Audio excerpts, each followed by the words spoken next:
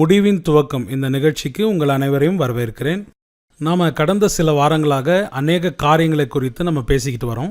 நம்மிடத்தில் இருந்த அநேக கேள்விகளுக்கான பதிலை தெரிஞ்சுக்கிட்டோம். ஆனால் இந்த ஒரு எபிசோடில் விசேஷமாக நம்ம ஒரு புதிய சீரீஸை தொடங்க இருக்கிறோம். அது என்ன அப்படின்னா வெளிப்படுத்தின விசேஷம். ஸோ உங்கள் எல்லாருக்கும் தெரிஞ்ச மாதிரி வெளிப்படுத்தின விசேஷம் வேதத்தில் ஒரு முக்கியமான ஒரு புத்தகம். அநேக தீர்க்க தரிசனங்களை கொண்டிருக்க ஒரு புஸ்தகமாக இருக்குது. அந்த வெளிப்படுத்தலை குறித்து விவரமாய் நாம் கேட்டு தெரிஞ்சுக்கொள்வோம். வாங்க. Praise the Lord brother. Brother, நம்ம தொடர்ந்து அநேக காரியங்களை குறித்து நம்ம அநேக எபிசோடுகளாக பேசிக்கிட்டு வரோம். சபைகளை குறித்து, ஆண்டவருடைய வருகை குறித்து அநேக காரியங்களை பேசியிருக்கோம். ஆனால் இந்த ஒரு எபிசோட்ல இருந்து வெளிப்படுத்தல் புஸ்தகத்தை குறித்து நம்முடைய நேர்கள் அதை கேட்கணும்னு ரொம்ப ஆவலாக இருக்கிறாங்க. ஸோ அடுத்து வரக்கூடிய எபிசோடுகளில் நம்ம வெளிப்படுத்தலை குறித்து பேசணும் அப்படின்னு நேர்கள் எதிர்பார்க்குறாங்க. இதை பற்றி நீங்கள் என்ன சொல்கிறீங்க? அது வெளிப்படுத்தின விசேஷ புஸ்தகம் தான் அந்த எல்லாத்தினுடைய எண்டு, கடைசி புக்குன்றதுனால மட்டும் இல்லை. இப்போ ஆதியாகமங்கிறது ஒரு ஸ்டார்டிங். எப்படி எல்லாத்தையும் ஆண்டவர் ஸ்டார்ட் பண்ணுறாரோ எல்லாத்தையும் முடிக்கிறது ரெவலேஷனில் இருக்குது. ஓகே, அப்போது ஒரு ஸ்டார்ட் எவ்வளோ இம்பார்ட்டண்ட்டோ ஒரு எண்ட் அவ்வளோ இம்பார்ட்டன்ட். எல்லா புக்குமே இம்பார்ட்டன்ட் தான், அதில் மாற்றுக்கிறதே கிடையாது. ஆனால் ஒரு எண்டுன்னு ஒன்று இருக்கு. ஒரு ஊழியத்தை ஆரம்பிக்கிறாரு, ஆரம்பம் ரொம்ப இம்பார்ட்டன்ட். ஆமாம், விசுவாசத்தை துவக்கினவர் முடிக்கிறவர்னு இருக்கு. அந்த முடிச்சாதான் அதுக்கு மரியாதை இருக்கு. ஸோ அப்போ எதுக்கு சொல்ல வரேன்னா, பழைய ஏற்பாட்டில் நீங்க மல்கியா புஸ்தகம் தான் கடைசி புஸ்தகம். அந்த புஸ்தகத்தை பார்த்தீங்கன்னா முடியாது. அந்த புஸ்தகம் ஆமாம், வனாந்தரத்தில் கூடுற சத்தத்தை கேட்டன்ற அதோட நிற்கும். ஆமேன் அப்படி இருக்காது. ஆமேன் என்று இருக்காது, ஒரு முடிவு இல்லாமல் நிற்கும். அது என்ன காரணம் அப்படின்னா, இன்னும் புக்ஸ் வரும், நியூ டெஸ்ட்மெண்ட் வரும், அதெல்லாம் மொத்தமா முடிச்சுக்கலாம் அப்படிங்கறது ஆவியானவருடைய திட்டம். ஓகே, அப்ப நியூ டெஸ்ட்மெண்ட் வருது, அதாவது அந்த தேவனுடைய எதிர்கால காரியங்கள் எல்லாம் அதுல வருது. ஆனா இதுல பாத்தீங்கன்னா வெளிப்படுத்தின விசேஷம் பாத்தீங்கன்னா ஆமேன்னு முடிஞ்சிருச்சு. ஆமா, அதோட அர்த்தம்னா இதுக்கு மேல எதையும் என்ன செய்யாதீங்க, கூட்டவும் கூடாது, குறைக்கவும் கூடாது, ஃபினிஷ்ட். ஸோ அந்த ஃபினிஷிங் புக் அப்படிங்கிறது அதுல ஒரு ஸ்பெஷாலிட்டி, அதுல உள்ள ஃபர்ஸ்ட் ஸ்பெஷாலிட்டி. ஓகே. ரெண்டாவது, வெளிப்படுத்தின விசேஷ புஸ்தகம் தான் பைபிள்லயே 100% ப்ராஃபிட்டிக்கல் புக். எல்லா வசனமும் தீர்க்க தரிசனம் தான். முதலாம் அதிகாரத்துல இருந்து கடைசி அதிகாரம் வரைக்கும் தீர்க்க தரிசனம். இப்போ தீர்க்க தரிசன புஸ்தகங்கள் இருக்கு. இப்போ உதாரணமா ஏசாயா புஸ்தகம் 5ஆம் அதிகாரத்துலதான் அவர் தீர்க்க தரிசனம் உரைக்க ஆரம்பிப்பார். அதுலதான் நடக்கும். ஆமா. இப்போ தானியேல் புஸ்தகம் இருக்கு. முதல் 6 அதிகாரத்துல தானியேலுடைய லைஃப் இருக்கும். 7ல இருந்து 12 வரைக்கும் தான் ப்ராஃபசிஸ் இருக்கும், ஒர்க்ஸ் ஆஃப் டேனியல்ஸ் சொல்லுவாங்க. இந்த மாதிரி ஒவ்வொரு புக்லையும் கொஞ்சம் தீர்க்க தரிசனம், கொஞ்சம் சம்பவங்கள் இப்படி மிக்ஸ் ஆகிருக்கும். ஆனா ரெவலேஷன்ல மட்டும்தான், வெளிப்படுத்தின விசேஷம் மட்டும்தான் 100% முதலாம் அதிகாரத்திலேயே பிதாவாகிய தேவன் சீக்கிரத்தில் சம்பவிக்க வேண்டியதை இயேசு கிறிஸ்துவில் ஒப்புவித்ததும் அவர் தம்முடைய தூதனை அனுப்பி யோவானுக்கு வெளிப்படுத்துறதுமான விசேஷம். முதல்ல ஆரம்பிக்கும் போதே ப்ரொஃபஸியா தான் ஆரம்பிக்கும். ஓகே. அதுக்கப்புறம் அவர் சொல்லும் போதுல நீ ஆசியாவில் உள்ள 7 சபைகளுக்கு எழுது. அதுக்கப்புறம் 4ஆம் அதிகாரத்துல இனி சம்பவிக்க போகல நான் உனக்கு காண்பிப்பேன். எல்லாமே பாத்தீங்கன்னு சொன்னா இனி நடக்க போது. அதுல ஒரு பெரிய ஆச்சரியம் என்னன்னு கேட்டீங்கன்னா, முடியும் போது கூட ப்ராஃபட்டிக்கலா தான் முடியும். சீக்கிரத்தில் இயேசு வரப்போறார், அது ஒரு ப்ராஃபசி, அதோட தான் அது முடியும். So 100% prophetical book. அதுல உள்ள இது 2வது ரொம்ப இம்பார்ட்டன்டான ஒரு விஷயம். ஓகே. இந்த வெளிப்படுத்தின விசேஷம் வித்தியாசமான பேரா இருக்கு. ஸோ வேதத்தில் நம்ம பார்த்தா ஒவ்வொரு புத்தகத்துக்கும் ஒரு பேர் இருக்கு. ஆனால் விசேஷமாக இந்த ரெவலேஷன் புக்குக்கு வெளிப்படுத்தின விசேஷம் அப்படின்ற பேரே வித்தியாசமா இருக்கு. இதை குறித்து என்ன சொல்றீங்க? இப்போ ரெவலேஷன் வெளிப்படுத்தின விசேஷம் அப்படிங்கறதான பெயர் அப்படின்னு நம்ம சொல்றோம் இல்லையா, அப்படி எடுத்துக்கிட்டோம்னு சொன்னா ஒரு விசேஷமான காரியத்தை வெளிப்படுத்துவது. ஓகே. வெளிப்படுத்தின விசேஷம், ஒரு விசேஷத்தை வெளிப்படுத்துறோம். எல்லாமே விசேஷம் தான். ஆனா இதுல ஏன் நம்ம ஒரு விசேஷத்தை வெளிப்படுத்துறோம் அப்படின்னா, எட்டர்னலை பத்தினதான ஒரு தரிசனம் நமக்கு நார்மலா இருக்கும். எப்படி இருக்கும் அப்படின்னு கேட்டீங்கன்னா, பரலோகத்துக்கு போறோம் அப்படின்னா நம்ம ஒரு கான்செப்ட்ல வச்சிருப்போம் இல்லையா. ஆனா முழுக்க எட்டர்னலோடையதான காரியங்களை 100% பேசும். நான் என்னுடைய வியூல சொல்றேன், விசேஷம் அப்படிங்கிற வார்த்தைக்கு என்ன அர்த்தம் அப்படின்றத நான் படிச்ச விதத்துல சொல்றேன். ஒரு விஷயத்தை நீங்க புரிய வைக்கிறதுக்கு ஒரு ஓமையை இயேசு கையாளுவார். நீங்க பார்த்திருப்பீங்க, காஸ்பல் புக்ஸ்ல ஃபுல்லா நீங்க பார்த்திருப்பீங்க இல்லையா. ஒரு விஷயத்தை புரிய வைக்கிறதுக்கு, உதாரணமா விதை விதைக்கிறவனுடைய ஓமைன்னு ஒண்ணு இருக்கும். அப்புறம் திராட்சை தோட்ட ஓமைன்னு இருக்கும். இந்த ஓமைக்கு அவர் ஒரு விஷயம் சொல்றாருல்ல, அது பூமியில இருக்கக்கூடிய ஒரு சம்பவம், ஒரு காரியம் இருக்கும். ஆமா, அதை வச்சுக்கிட்டு ஒரு ஓமையை சொல்வார். தெரிஞ்ச ஒரு விஷயத்தை வச்சு ஒரு ஓமையை சொல்றாங்க. ஓமை என்றாலே பொதுவா ஓமை அப்படின்னு சொன்னாலே நம்ம பொறுத்த வரைக்கும் தெரியாத விஷயத்தை தெரியப்படுத்துவதற்கு யூஸ் பண்றதான எக்ஸாம்பிள் தான் ஓமை. ஆமா, சரியா. ஒருத்தன் ஃப்ளைட் விமானம் பார்க்கலன்னு வச்சுக்கோங்களேன், அவங்கள கேட்கறான் ஃப்ளைட் எப்படி இருக்கும் ஏரோப்ளைன் எப்படி இருக்கும்னா இந்த பறவை மாதிரி பறக்கும். ஆமா தெரிஞ்ச ஒரு விஷயத்த வச்சு தெரியாத விஷயத்த தெரியப்படுத்துறது ஓமை. ஆமா பைபிளை பொறுத்த வரைக்கும் ஓமைனா என்ன அப்படின்னு கேட்டீங்கன்னு சொன்னா அது வந்து ஹெவன்லி சீக்ரெட். ஓகே. ஒரு ஓமைக்கு பின்னாடி ஹெவன்லி சீக்ரெட் இருக்கும். மத்திய சுவிசேஷம் 13ஆம் அதிகாரம் 9, 10, 11 வசனத்துல சீஷர் வந்து கேட்பாங்க இயேசு கிட்ட, நீங்களே அவர்களோட கூட ஓமைகளாக பேசுகிறீர் அப்படின்னு கேட்பாங்க. கேட்கும் போது இயேசு சொல்லுவாரு, பரலோக ராஜ்யத்தின் ரகசியங்களை அறியும்படி உங்களுக்கு அருளப்பட்டது அவர்களுக்கு அருளப்படவில்லை அப்படிம்பார். சோ ஓமை பேரபிள் அப்படின்னா ஹெவன்லி சீக்ரெட் அப்படின்னு அர்த்தம். சரி, இந்த ஹெவன்லி சீக்ரெட்டை உங்களுக்கு சொல்ல வைக்கிறதுக்கு, புரிய வைக்கிறதுக்கு இயேசு என்ன பண்ணுவாருன்னு கேட்டீங்கன்னா, ஒரு உலக விஷயத்தை கையில எடுத்து, ஒரு ஒரு லேண்ட் இருந்தது, 4 வகையான லேண்ட் இருக்கு, அந்த 4 வகையான லேண்ட்லயும் விதை விழுந்தது அப்படிங்கிறாரு. இந்த 4 வகையான லேண்டுங்கிறது நம்ம பார்க்கக்கூடியது. ஆமா. உலக பிரகாரமா பாத்தீங்கன்னா இயேசு படைக்கும் போது ஒரு லேண்ட் இருக்கு. அதாவது ஆதியாகமம் 1ஆம் அதிகாரத்துல கர்த்தர் வெட்டாந்தரையில் எல்லாத்தையும் உண்டாக்கினார், நல்லது என்று கண்டார், நல்ல நிலம். இப்போ ஆதாம் பாவம் செஞ்ச உடனே, இது ஒரு எக்ஸாம்பிள் தான் சொல்றேன், ஆதாம் பாவம் செஞ்ச உடனே முள்ளும் குறுக்கும் பிறப்பிக்கும். அப்ப 2வது லேண்ட் வருது, முள்ளு. சரியா? 3வது ஒரு லேண்ட் ஏசு சொல்றாரு, வழி அருகே விழுந்தது. சில விதை என்ன பண்ணுச்சு, ஆன் த வே, வழி அருகே. இது யாருன்னு கேட்டீங்கன்னா காயினை பார்த்து கர்த்தர் சொல்றாரு, அலைந்து திரிகிறவனாய் இருப்பாய், உனக்கு இனி அது பலன் கொடுக்காது. பூமி என்ன செய்யாது, பலன் கொடுக்காது. எப்பவுமே நீங்க பாத்தீங்கன்னா நடக்கிற இடத்துல வந்து உங்களுக்கு எதுவுமே முளைக்காது. ஆமா. சில நடந்து போயிட்டே இருந்தாங்கன்னா அந்த இடம் என்னவாயிடும்னு கேட்டீங்கன்னா ஒரு மாதிரி வனாந்தரமா மாறிடும். பாத் சொல்லுவாங்க, நடபாதன்னு சொல்லுவாங்க. அந்த இடத்துல எதுவும் முளைக்காது. இவரு காயினை பார்த்து அலைந்து திரிகிறவனாய் இருப்பாய்.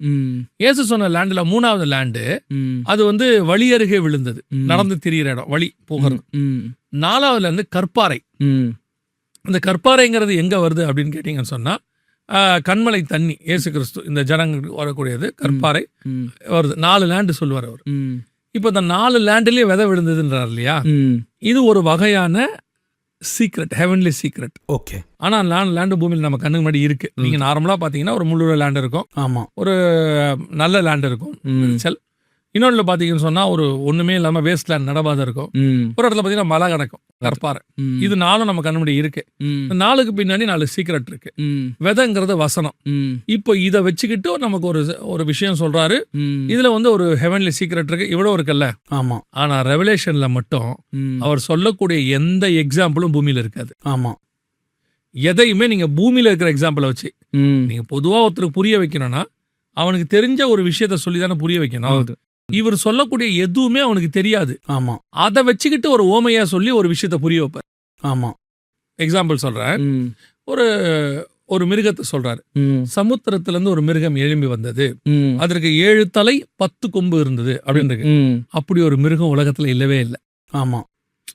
7 தலை உள்ள பாம்பு இருக்குன்னு சொல்றாங்க. அவங்க முன்னாடி பாத்துருக்காங்களா என்னன்னு தெரியாது. இப்ப நம்ம கண்ணுக்கு முன்னாடி அப்படி ஒரு பாம்பை நம்ம பார்க்கல. ஆமா. அவனு இல்ல. அப்படியே 7 தலை இருந்தாலும் அதுக்கு 10 கொம்பு இருக்காது. ஆமா. இல்லையா? அப்படியே இருந்தாலும் அது சமுத்திரத்துல இருக்காது. ஆமா. அப்படியே சமுத்திரத்துல இருந்தாலும் பூமியில வந்து நடக்காது.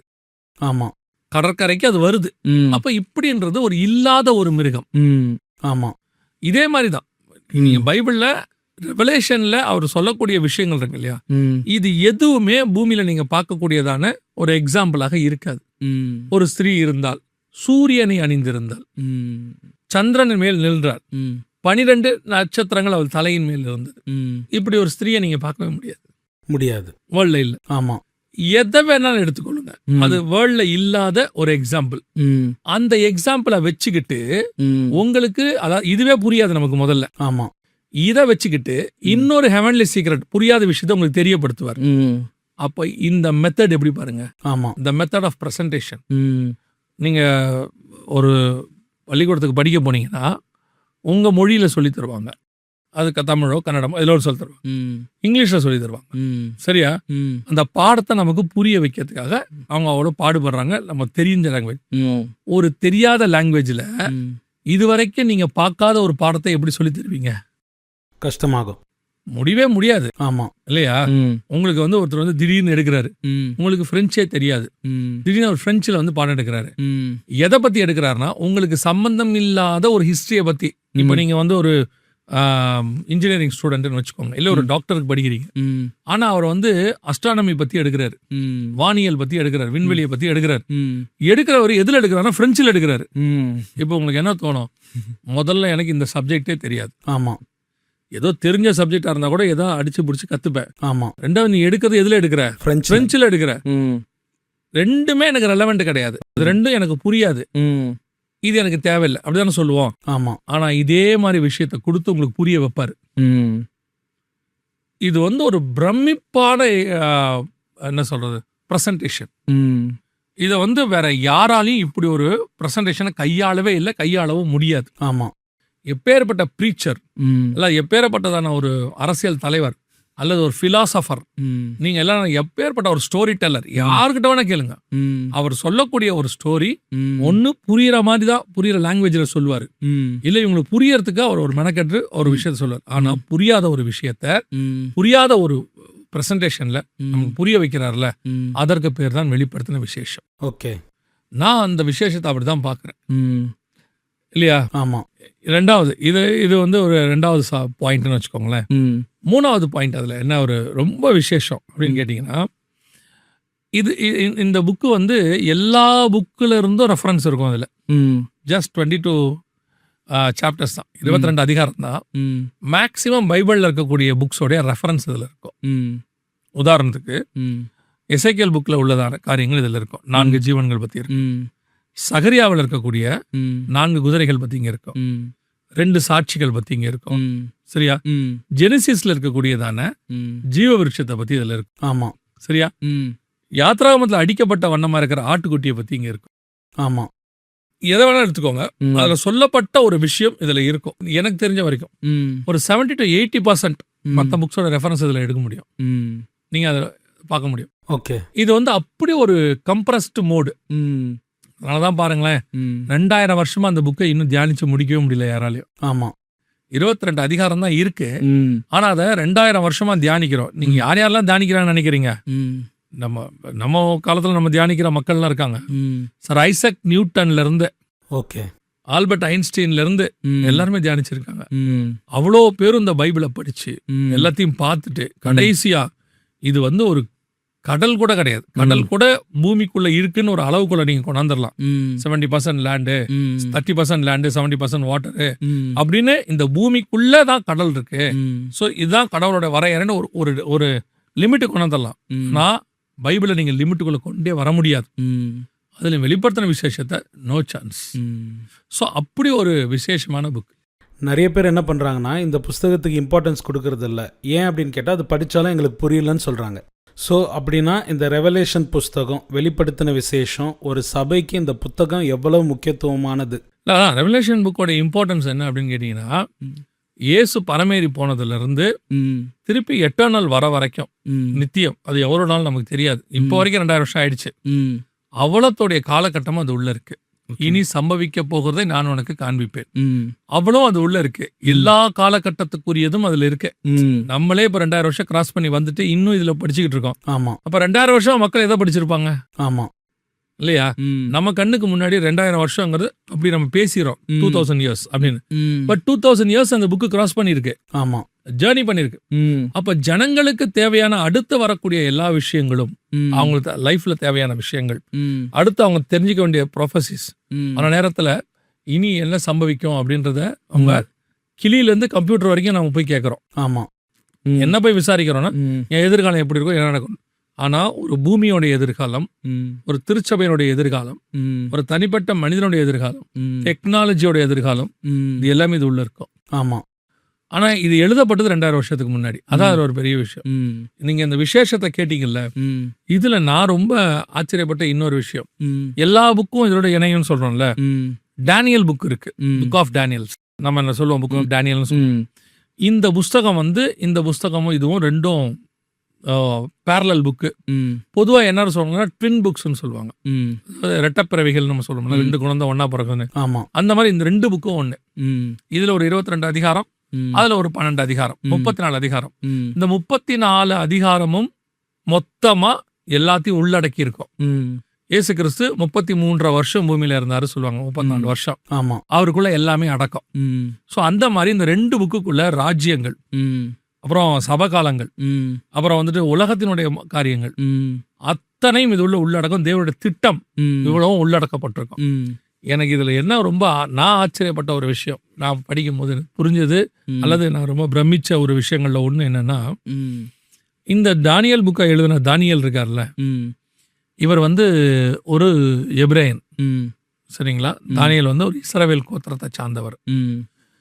இந்த புக்கை அவர் எழுதும் போது பாபிலோன் சாம்ராஜ்யத்திலும் மேதிய பெர்ஷிய சாம்ராஜ்யத்திலும் இருந்து எழுதுறாரு. 3 ராஜாக்கள் காலத்துல இதை எழுதுறாரு. ஆமா. அவருக்கு வெளிப்படுத்தப்படுது. ஸோ இது எழுதப்பட்ட காலகட்டம் கிமு 700 538 அந்த காலகட்டங்கள் வரைக்கும். அந்த ஒரு 150-200 வருஷத்துக்குள்ளதான் இது எழுதப்பட்டது. எழுதப்பட்டது முழுக்க முழுக்க அரண்மனைக்குள்ள. தானியேல் கொண்டு போகப்பட்டது அரண்மனை. சாகர வரைக்கும் ஒரு அரண்மனையில் தான் இருந்தார்.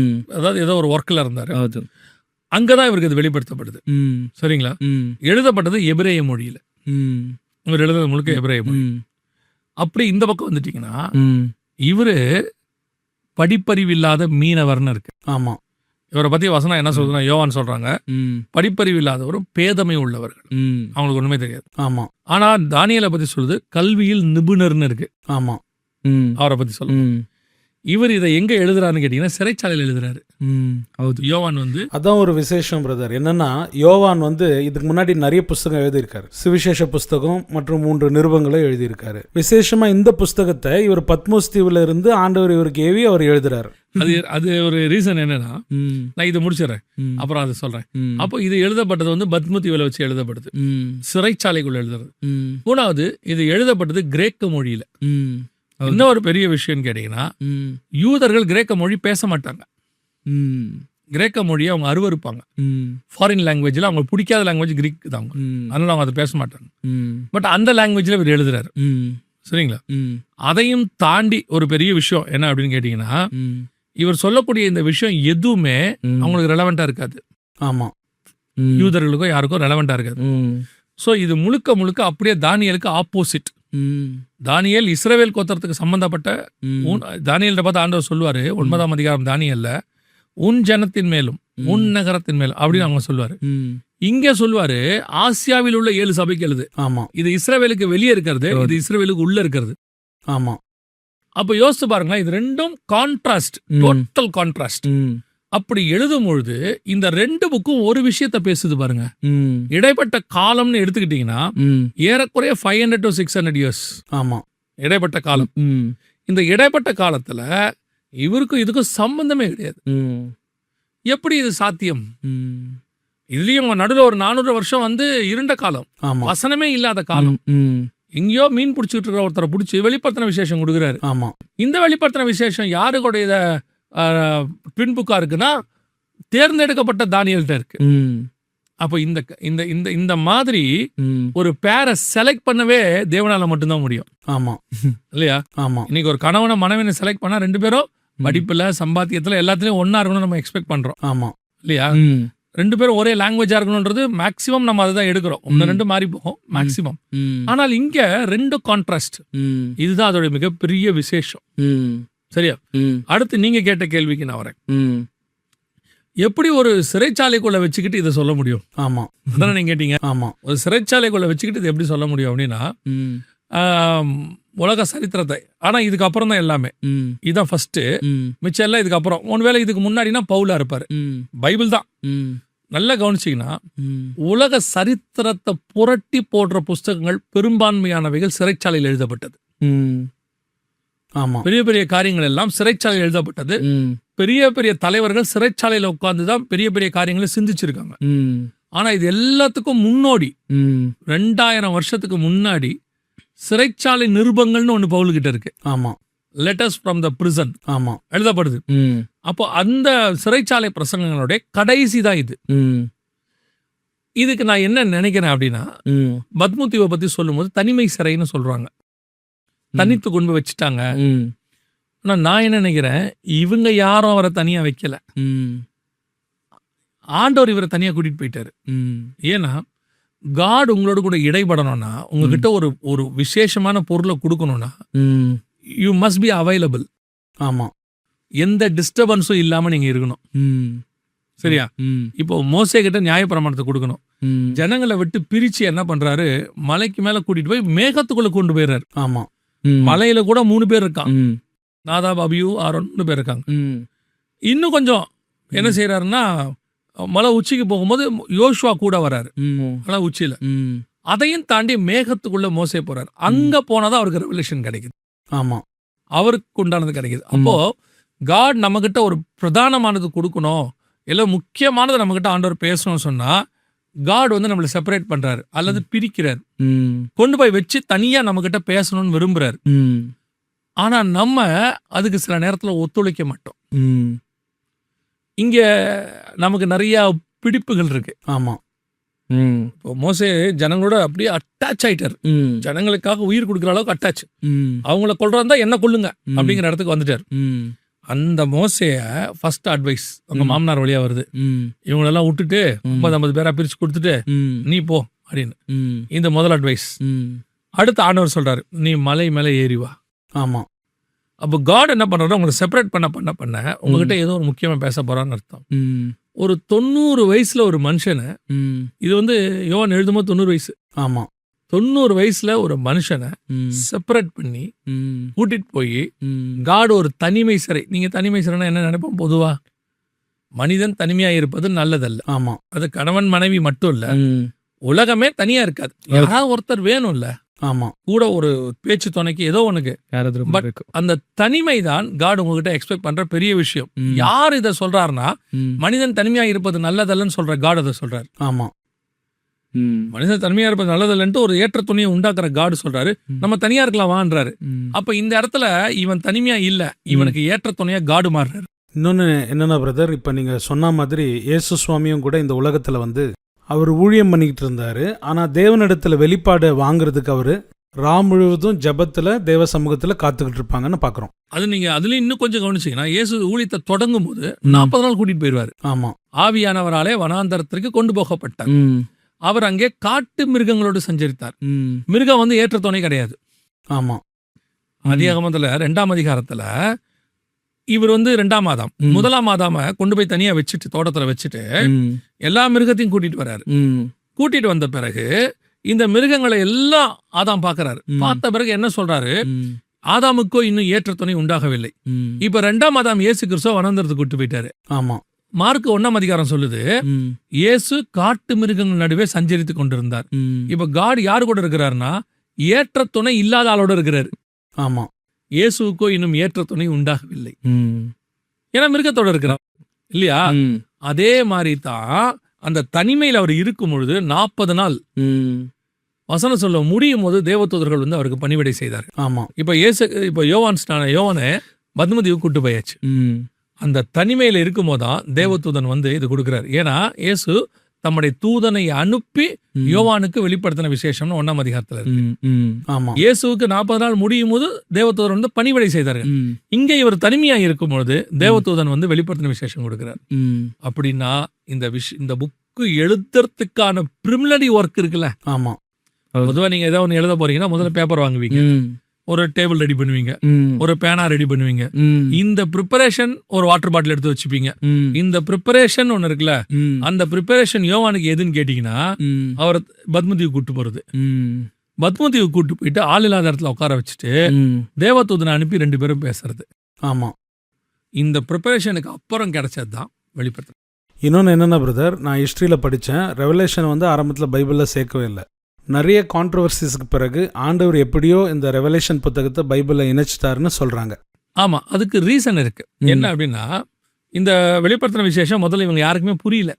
இது எதுவுமே இவங்களுக்கு புரியல. 2வது இது கிரீக்ல இருந்துச்சு. அதுவே அவங்களுக்கு முதல் டிராபேக், கிரீக்கை ஒத்துக்க மாட்டேன்ட்டான். அதையும் தாண்டி 3வது முக்கியமான விஷயம் என்னன்னு கேட்டீங்கன்னா, நான் ஆதியும் அந்தமும் அல்பாவும் ஒமேகாவும் இருக்கிறேன்னு இயேசு சொல்றாருல. ஆல்பா ஒமேகாங்கிறது கிரீக்ல ஆரம்ப முடிவு. Okay. God never speaks in other language. ஹீப்ரூல தானே பேசணும், அராமிக்ல தானே பேசணும். காட் எப்படி நான் வெறுக்கிற லாங்குவேஜ்ல பேசுவாரு அப்படின்ட்டு ரெவலேஷனை 250 வரைக்கும், கிபி 250 வரைக்கும் அவங்க ஏற்றுக்கொள்ளவே இல்லை. ஆனா இதுல நம்ம எல்லாருமே இன்னொரு கேரக்டர், அவர் பேரு இருக்கு, பெருசா பேசப்படல. ஆனா பரலோகம் அவர் பேரு ரொம்ப குறிச்சு வச்சிருக்கோம். யாருன்னு கேட்டீங்கன்னா, பாலிகிராஃப்னு ஒருத்தர் இருந்தார். அவர் தான் யோவானுடைய சீஷர். பத்ம தீவில் யோவானுக்கு பணிவிடை செஞ்சுக்கிட்டு இருந்தவர் அவர் தான். அந்த பாலிகிராஃப் தான் யோவான் சொல்ல எல்லாத்தையும் எழுதி பாலிகிராஃபோடைய வேலையை டைப்ரதி எழுதி யோவான் எழுதின சுவிசேஷத்தை கொடுத்து விடுறது. யாராவது எங்கேயாவது நான் போறேன், ஊருக்கு போறேன், அங்குள்ள சர்ச்சுக்கு இதை எடுத்துட்டு போக மாறேன், அங்குள்ள சர்ச்சில் போய் இதை படிக்க சொல்லு. அது போக போக அந்த மாதிரி எத்தனையோ காப்பீஸ், 100 காப்பீஸா இருக்காது அவர் எழுதியிருக்கிறார். கையில உட்காந்து எழுதியிருக்கிறார், தோல் சுருள்ல கையில உட்காந்து எழுதி கொண்டு போய் கொடுத்து பாலிகிராஃபை தான் கர்த்தர் பயன்படுத்தினாரு யோவான் இந்த வெளிப்படுத்தின விசேஷம் போறதுக்கு. கடைசியில அந்த பாலிகிராஃப் ரத்த சாட்சியை மறிச்சார், அவரு எரிக்கப்பட்டாரு. ஆனால் இந்த புஸ்தகம் நீங்க சொன்னீங்க இல்லையா, ஏத்துக்கொள்ள மாட்டாங்க. 3ஆம் நூற்றாண்டுல சங்கம் உட்கார்ந்து புக்ஸை வந்து அவங்க கம்பைல் பண்ணும்போது அப்பதான் ஏற்றுக்கொள்றாங்க. அது வரைக்கும் இந்த புஸ்தகத்தை லைவா எல்லா பகுதியிலும் கொண்டு போறதுக்கு கர்த்தர் யூஸ் பண்ண ஒரு மிகப்பெரிய பாத்திரம் வந்து பாலிகிராஃப். ஸோ ஆரம்பத்தில் இவங்களுக்கு அந்த புக்கோடைய மேன்மை தெரியல, அல்லது அந்த புக்கை அவங்களால புரிஞ்சுக்க முடியல. பின்னாடி ஆவியானவர் அதை கொண்டு சேர்த்துட்டாரு. இன்னைக்கு கர்த்தருடைய கிருபையினால நம்ம கையில் அது முழுவதும் சேர்ந்து. இந்த ரெவலேஷன் அப்படின்ற புஸ்தகம் இல்லைன்னா நிறைய விஷயம் நமக்கு தெரிஞ்சே இருக்காது. பரலோகத்தை குறித்து, நியாயத்தீர்ப்பை குறித்து எதுவுமே நமக்கு தெரிஞ்சிருக்காது. எதுவுமே இருக்காது, எதுவுமே. அதான் மல்கியா மாதிரி நிற்கும் இதுவும். ஆமா, நம்ம என்ன பண்ணுறது தெரியாம யோசிச்சு. ஃபைனலாக ஒரு கொஷன் பிரதர், நிறைய பேருக்கு என்ன அப்படின்னா, வெளிப்படுத்தல்னாவே ஒரு ரொம்ப கஷ்டமான ஒரு புஸ்தகம், எங்களால் படிக்க முடியாது, ஒன்றுமே புரியுறதில்ல. நிறைய பேர் ஒரு புஸ்தகத்தை வேதத்தில் படிக்கல அப்படின்னு சொன்னால் அது வெளிப்படுத்தின விசேஷம் தான். ஆகையினால யாருமே அதை வாசிக்கிறதுக்கு விரும்புறதில்ல. ஏன்னா எனக்கு புரியல, ரொம்ப கஷ்டமாக இருக்குன்னு சொல்கிறவங்க தான் நிறைய பேர். ஸோ அவங்களுக்கு நீங்கள் என்ன சொல்ல விரும்புறீங்க? இந்த வெளிப்படுத்தின விசேஷம் நமக்கு புரியணும்னா நம்ம எப்படி படிக்கணும் அப்படின்னு நீங்கள் சொன்னீங்கன்னா ஹெல்ப்ஃபுல்லாக இருக்கும். இந்த புக்கை படிக்கிற விதத்தை வேணால் நம்ம நெக்ஸ்ட் எபிசோடில் கத்திர சித்தமானாலும் சொல்லுவோம். வருகை தாமதிச்சுட்டா ஓகே, நம்ம என்ன செய்வோம், இந்த புக்கை எப்படி படிக்கணும், ஒரு வசனத்தை எடுத்து அதில் எக்ஸ்பிளைன் பண்ணி இந்த மாதிரி தான் அந்த புக்கை படிக்கணும் அப்படிங்கறத நம்ம என்ன செய்வோம், எக்ஸ்பிளைன் பண்ணுவோம். அதுக்கப்புறம் அதிகாரமா நம்ம அவங்களுக்கு அதை சொல்லிக் கொடுத்தோம். ஓகே பிரதர், ரொம்ப சந்தோஷம் பிரதர். தேவனுடைய கிருபையினால வெளிப்படுத்தின விசேஷத்தை குறித்து ஸ்டார்ட் பண்ணியிருக்கோம். இந்த ஒரு எபிசோட்ல இன்ட்ரடக்ஷன், பேக்ரவுண்ட், இந்த புஸ்தகம்னா என்ன அப்படின்னு, எதற்கு இந்த புஸ்தகம் விசேஷமா இருக்குன்னு ரொம்ப அருமையாக அந்த இன்ட்ரடக்ஷனை ரொம்ப விவரமா சொன்னீங்க. இந்த எபிசோடுக்கு வந்ததுக்காக நன்றி.